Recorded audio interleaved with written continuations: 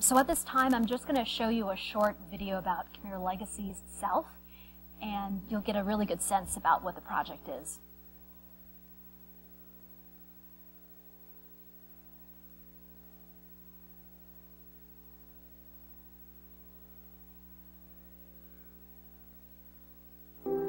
Khmer Legacies is a nonprofit organization whose mission is to document the Cambodian genocide through personal videotape testimonies.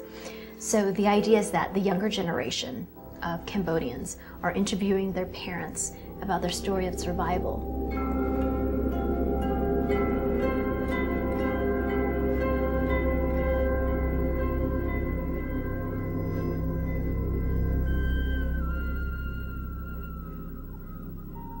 My family essentially was formed during the Khmer Rouge genocide.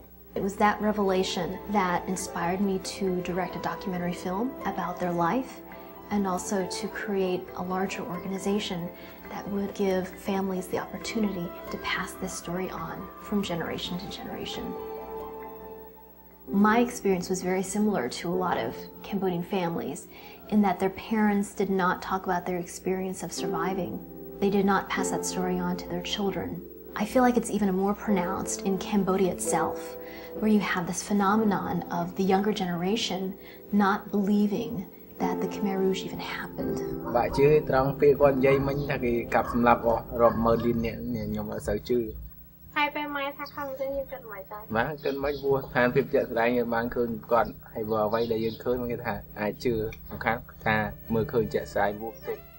Hai chỉ cần chẳng đá nhau buổi sao không ai sầm lấp này ai đôi bộ bạc mưa đó hay nương niệm này sân chia sầm lấp này ấy bộ bạn lực ai sầm lấp nó hơi sân chia mình nước sạch chiêm tôi chắc nên chẳng chư rồi chắc nên.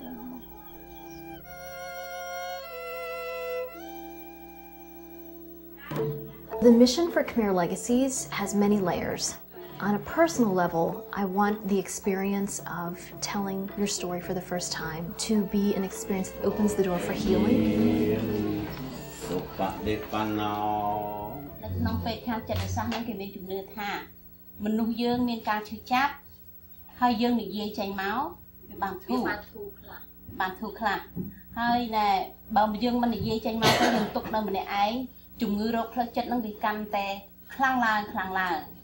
Time thằng câu nuôi tiền ở vùng mà đại slap on là hôn tôi sọc ngày để kia giờ tôi vay cháu đó kia ở nhông chi đây hay kia cọp dương ngay lo hỏi à khu ba nó đất chuột nó không khu ba dương cái site nó vừa xa từ xa màu này.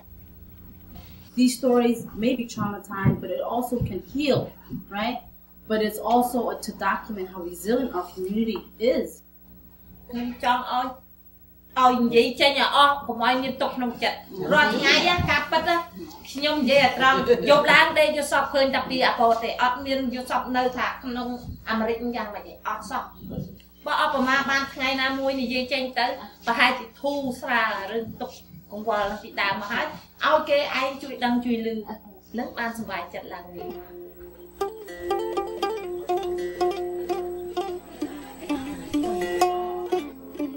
I want the experience to be one that bridges the generational divide between the young and the old. I felt it was important to take this opportunity to record these stories so that they will be there as living proof for many generations to come.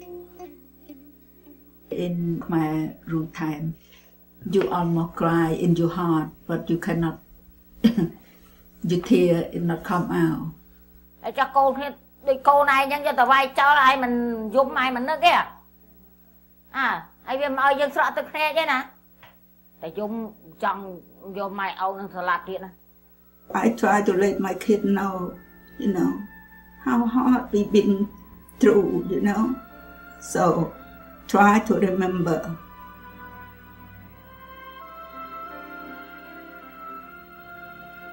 I want the archive itself to be an educational tool to teach about genocide, because without awareness and education, I don't think prevention is possible.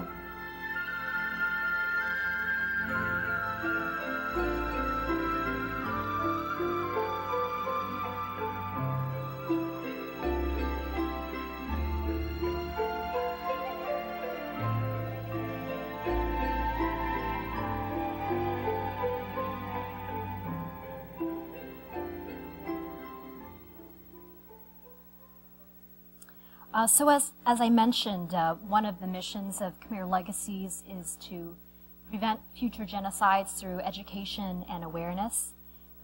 For instance, we're working on a high school curriculum right now so that high school teachers here in America can incorporate information about the Khmer Rouge genocide when they teach about genocide itself.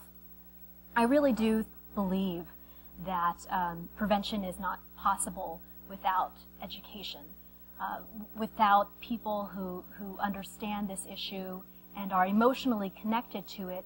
It's really difficult to build the political will in order to influence our government officials to act when there are international crises, in order to save people from a foreign land that you've never met before, who are potential genocide victims. I know that it's really difficult to imagine what difference one person can have in the face of such evil like this. It's easy to feel inconsequential and weak, and sometimes I feel as well, what is the end goal of this work? What can I do when the sea is so large and your boat is so small?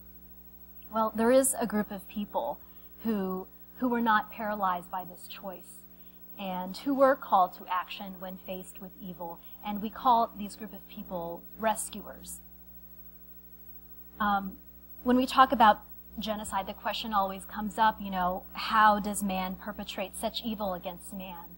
And man's inhumanity to man is definitely incomprehensible, but almost as incomprehensible is the service of these rescuers, these people who basically saved people in the midst of genocide, going against every rule of self-interest and self-preservation out there.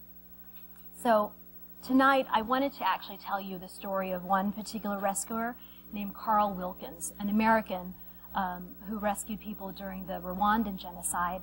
And what I want you to imagine as I tell you about Carl Wilkins' story is, what are the decisions that you would have made in every step of this story?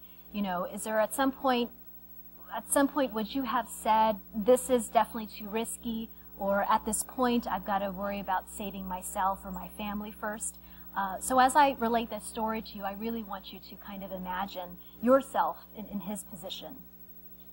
So Carl Wilkins was 36 years old at the time of the Rwandan genocide. He's an American missionary who had been living in Rwanda for 13 years, married with 3 children. And during the early days of the Rwandan genocide, he did what anybody would have done. He barricaded himself in his home, trying to save his family. And at the time, in fact, his parents were actually visiting him from America.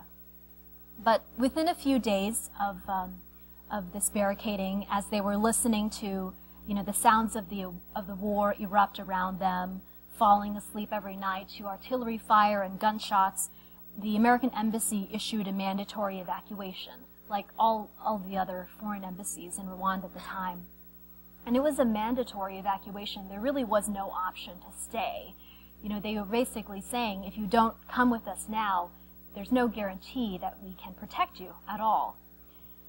So Carl thought about not only his family, but also his housekeeper and his guard, both of who were Tutsi, and he thought about how he could protect them. So he decided to send his family, his kids, his wife, his parents, away to safety. So they left Rwanda during this evacuation, but he decided to stay in the country. And at that moment, he became the only American in Rwanda during the genocide itself. He thought, I came to this country in the beginning in order to help people, and this is Rwanda's time of most need. So he felt it was imperative upon himself to stay.